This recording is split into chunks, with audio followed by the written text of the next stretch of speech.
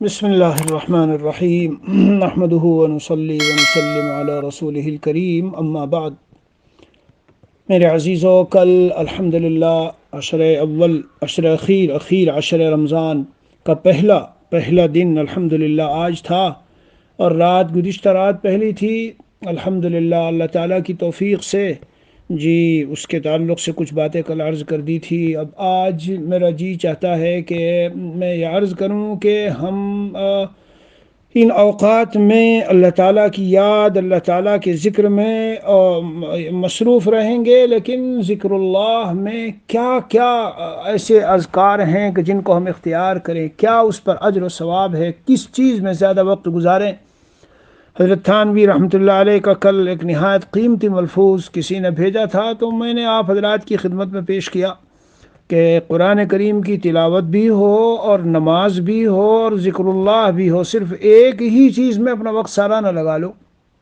حضرت نے فرمایا کہ مجھے اس کے لیے قرآن کی آیت بھی مل گئی، اتل ما اوحی الیک من الکتاب واقم الصلاة ان الصلاة تنہی عن الفحشاء والمنکر ولذکر اللہ اکبر۔ تو تلاوت کی بھی بات آ گئی، جو قرآن جو وحی کیا گیا آپ کی طرف اس کی تلاوت کرو، اور نماز کے قائم کرنے کی بھی بات آ گئی، اور اس کے بعد پھر اللہ کے ذکر کے تعلق سے بھی وَلَذِكْرُ اللَّهِ اکبر۔ اللہ تعالیٰ کا ذکر البتہ بہت بڑی چیز ہے۔ بہرحال میرے عزیزو، میں تو اس کو اس طرح سے سمجھتا ہوں کہ جیسے آپ تلاوت کر رہے ہیں اور گھنٹے 2 گھنٹے 3 گھنٹے تلاوت کر لی، اب طبیعت میں ذرا تاب اور تھکاوٹ آئی تو دوسری تسبیح لے کے بیٹھ جاؤ، استغفار کر لو، استغفار لے کے بیٹھ جاؤ، اس کی فضیلت ہے بہت زیادہ۔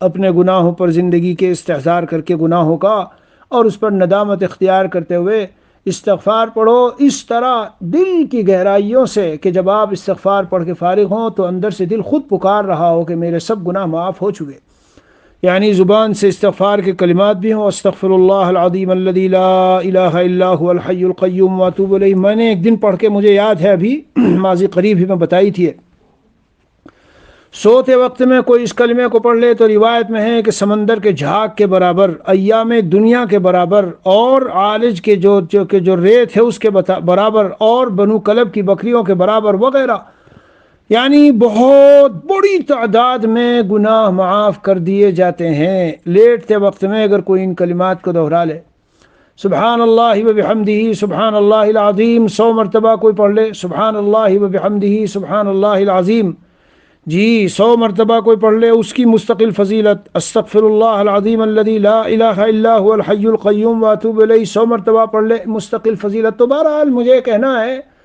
زیادہ تو تلاوت کے ساتھ شغل رکھو میرے بھائیو۔ رمضان کا ایک خاص تعلق ہے قرآن کریم سے، اور بالخصوص آخری عشرے کا، اور فضیلت بھی بہرحال، فضیلت تو قرآن پاک کی کیا ہی کہنے۔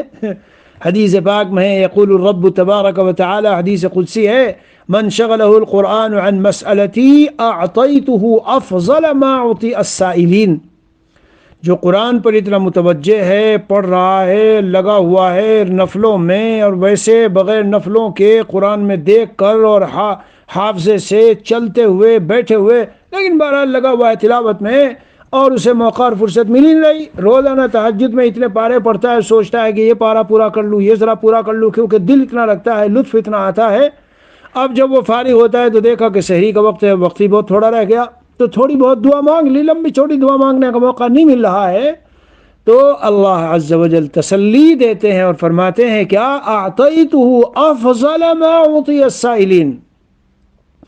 مانگنے والے تو اپنے حساب سے مانگ رہے ہیں، اور اللہ اپنی شایان شان اس کی ضرورتوں کو اور تمناؤں کو اور چاہتوں کو اپنی شان شان اپنے علم کے مطابق پوری کریں گے۔ سبحان اللہ، افضل کہہ رہے، افضل، اس سے افضل دوں گا جو میں سائلین کو دے رہا ہوں۔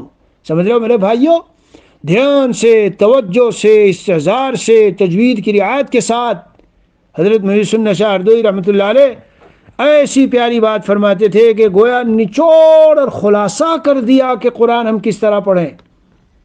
اور جو لوگ یہ شکایت کرتے ہیں کہ ہمیں استحضار نہیں رہتا، دل دماغ ادھر ادھر چلا جاتا ہے، حضرت فرماتے ہیں قرآن جب پڑھو تو یہ خیال دل میں کر لو کہ مجھے اللہ تعالیٰ نے فرمایا ہے کہ پڑھو اے میرے بندے، پڑھو، میں دیکھنا چاہتا ہوں کہ تم کیسا پڑھتے ہو، میں سن رہا ہوں۔ اور اللہ تعالیٰ سنتے ہیں۔ جی ہاں، اور قرآن پڑھو اور تصور کرو گویا کہ دل کے اندر سے زنگ اور میل کچیل، جس طرح صابن کپڑے پر لگائیں اور میل کچیل صاف ہوتا ہے، اسی طرح سے قرآن کے پڑھنے سے، قرآن پاک کے سننے سے، قرآن کریم کی تلاوت سے قلب سے میل کچیل زنگ اسی طرح دور ہوتا ہے۔ خوب تصور کے ساتھ پڑھو گے، جتنا استحضار کے ساتھ پڑھو گے اتنا مزہ آئے گا۔ تو دل میں خیال لے آؤ کہ اللہ احکم الحاکمین، اللہ عز و جل نے مجھے حکم دیا، پڑھ کے سناؤ کیسے پڑھتے ہو۔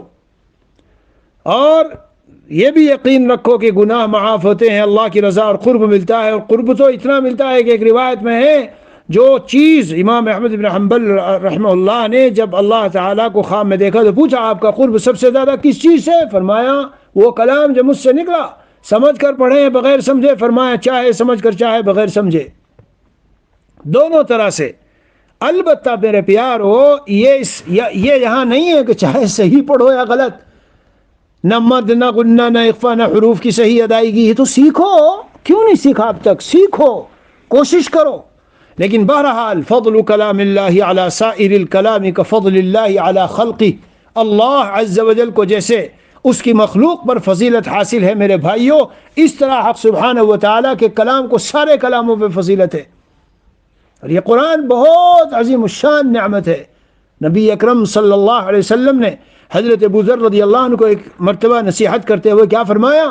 ویسے تو لمبی چوڑی نصیحت ہے کہ فرمایا یا رسول اللہ اوصنی، اللہ کے رسول مجھے نصیحت فرمائے، فرمایا علیک بتقوی اللہ، اللہ کے تقوی کو مضبوطی سے پکڑ لو، تمام معاملے کی جڑ ہے، جڑ۔ فرمایا یا رسول اللہ زدنی، اے میرے اللہ کے، اے میرے محبوب اللہ کے رسول مجھے کچھ اور تھوڑی سی نصیحت فرمائے۔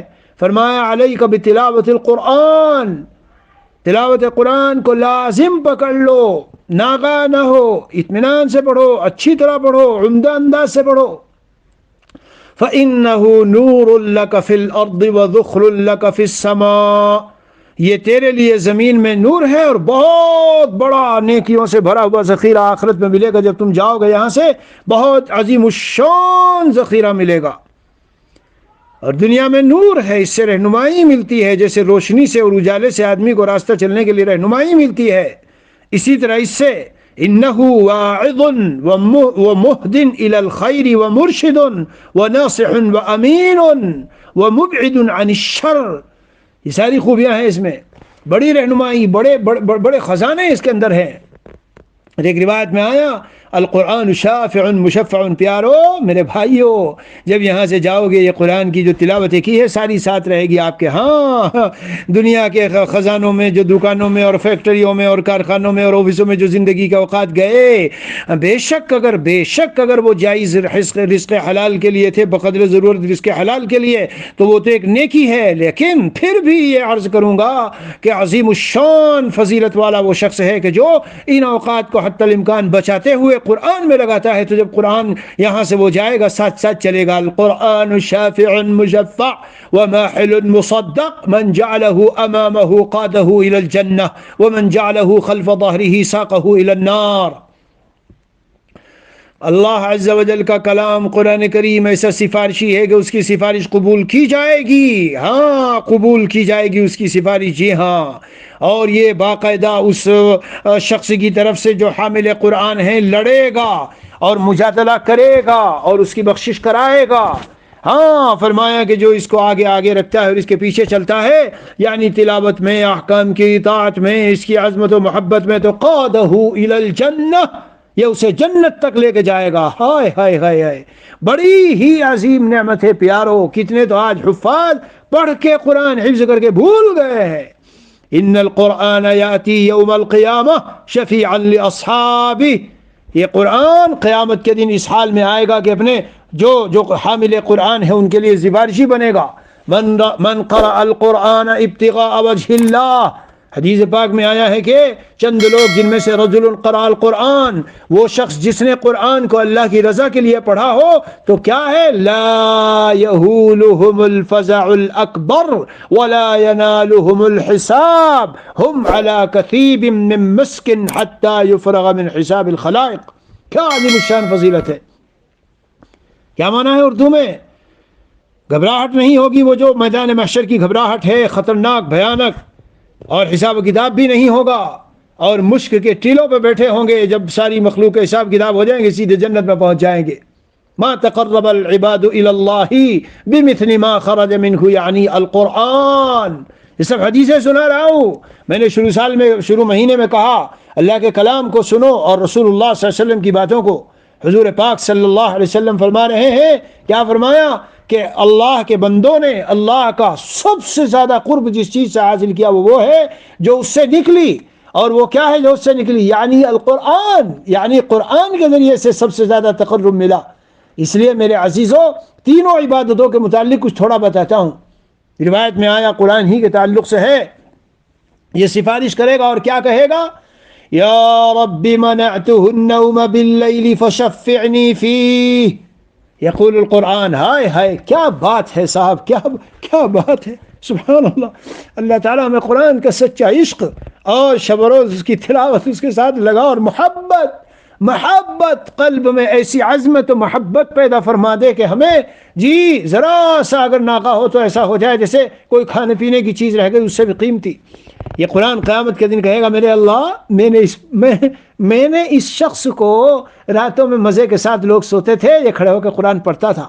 ہائے ہائے ہائے کیا خوش نصیب ہے، اور کیا مبارک گھڑیاں اور ساعات و لمحات ہے، اور کیسا انجوائمنٹ ہے، اور کیسی بہاریں ہیں، اور کیسی زبان پہ چاشنی اور حلاوت اور مٹھاس ہے اور لذت ہے اس شخص کے لیے جو مصلی پہ کھڑے ہو کے قرآن کو پڑھ رہا ہے۔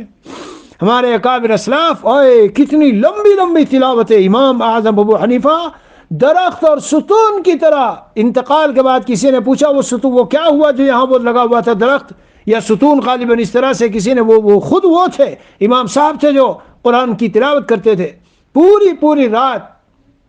مولانا قاسم نانوتوی، کسی نے سوچا یہ روزانہ سب مقتدی چلے جاتے ہیں مسجد میں رہ جاتے ہیں، کیا کرتے ہیں ذرا دیکھوں تو چھپ کے صفوں میں لپٹ کے بیٹھ گیا۔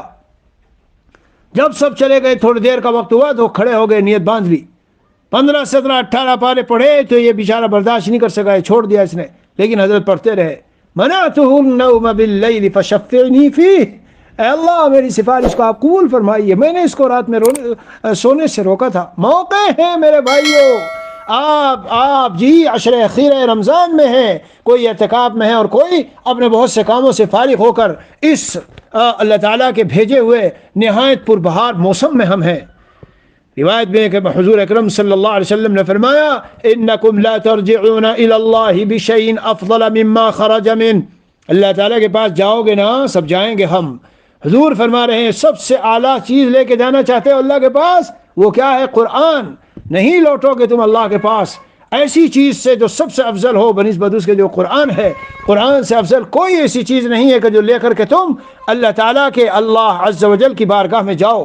اس لیے سب سے اعلیٰ اور سب سے افضل چیز قرآن کریم ہے، اس کے ساتھ شغل رکھو میرے عزیزوں میرے بھائی۔ اور کتنی فضیلت، بس سب سے بڑی بات تو میں یہ کہتا ہوں کہ قرآن کے ساتھ شغف رکھنے والا، تعلق رکھنے والا ایسا آدمی ہے کہ مجھے کبھی جنات جادو کے اثرات نے پریشان کیا تو سچی بات بتاتا ہوں بہت مرتبہ ایسا ہوتا تھا آج میں مر جاؤں گا، لیکن جب میں یہ سوچتا تھا میرے سینے میں قرآن ہے تو ایک ایسا یار مجھے یاد آتا تھا جو مجھ سے بے وفا نہیں ہوگا، بے وفائی نہیں کرے گا، جو میرے ساتھ ساتھ قبر میں چلے گا، جو میرے ساتھ ساتھ میدان میں ہر جگہ ساتھ۔